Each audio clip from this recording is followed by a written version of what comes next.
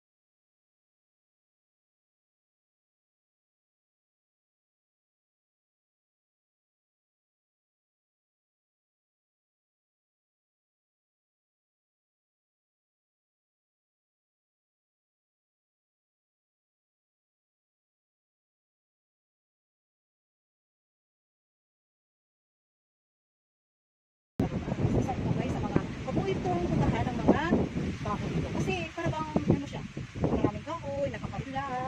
So, nandito kami guys, para relax-relax kasi, di ba? Holiday ngayon. So, it's time for us. Kasi walang buwan na guys na hindi tayo nakalabas sa ating, ano, sa ating mga longga. Sa ating quiet ba? Hindi tayo makalabas. So guys, nagpunta kami dito guys para mag-relax. So, tingnan nyo guys ang lake guys. Gusto nyo mamingwit dyan ng isda.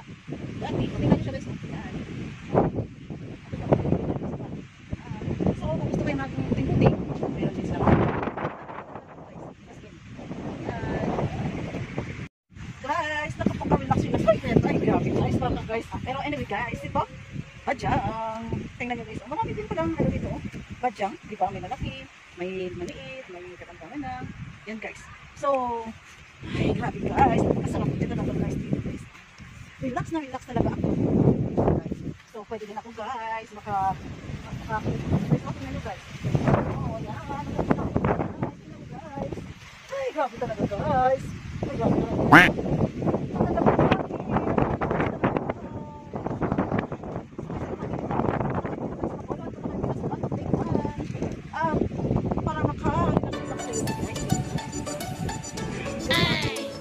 So guys, so tingnan nyo dito guys yung mga tao guys. So, yan.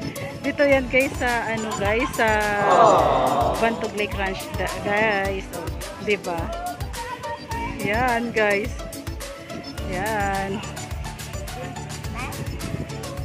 Happy talaga sila guys, 'di ba? Lansones ito guys, lansones kaya ano tapos ang pamunga niya eh. Yan. Yan guys. Ang ganda talaga no guys dito.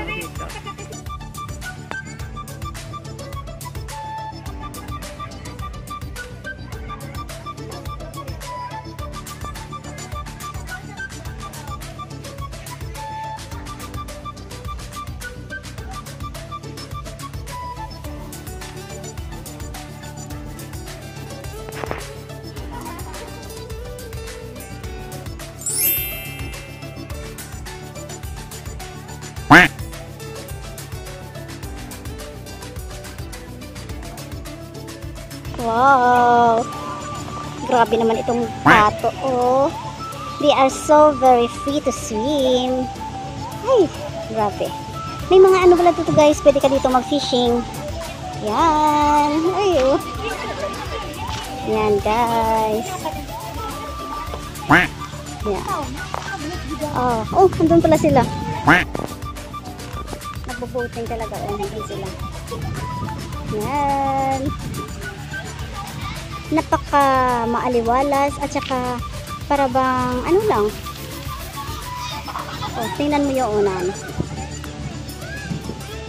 Yan guys. Ato sa kabila guys, doon yung aming cottage. Pan lang guys, maliit lang na cottage. Bayad lang kami ng 300 pesos for the chairs at saka table sa ilalim ng kahoy doon. Yan guys. Ay grabe guys, yung husband ko, nakita nyo guys, picture. Yan. So guys, tingnan nyo guys, nandito naman ako guys sa lake. Yan guys. So, ang ganda guys nito guys sa loob ng Bantog Lake Ranch kasi meron siyang lake. At saka, tingnan mo guys, may mga puno ng kahoy. Mga lansunis yan guys, lansunis. Yan. Yan guys, di ba maganda guys? As in, maganda.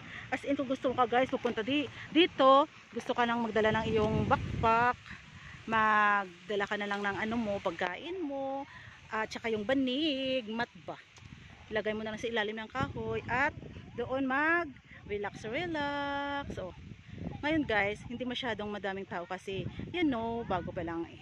Pero at least balag guys, nandito na ako ngayon guys, sa kabayo guys, parang natatakot ako baka masipahan. Pero guys, isa ito guys sa mga dinadayo guys, yung pag horse riding dito sa Bantog Lake Ranch. So guys, hindi na lang muna ako guys sasakay ng kabayo guys. Ma-touch lang muna ako. Kabayo, wag ka ba? Napakabait niya guys. So guys,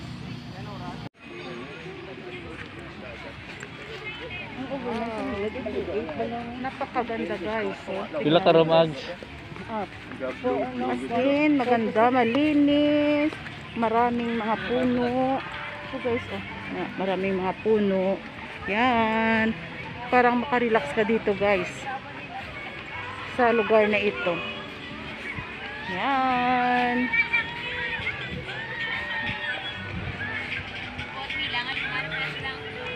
Yan guys. So, ito na ako guys. So, tingnan nyo. May mga para sa maliit. So, guys, yan guys. Tingnan nyo guys.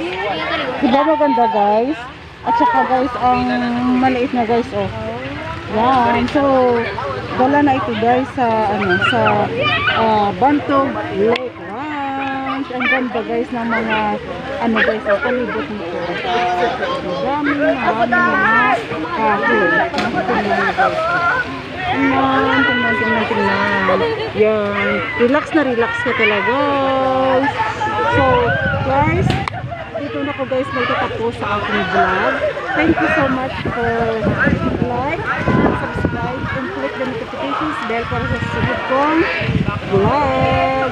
Again,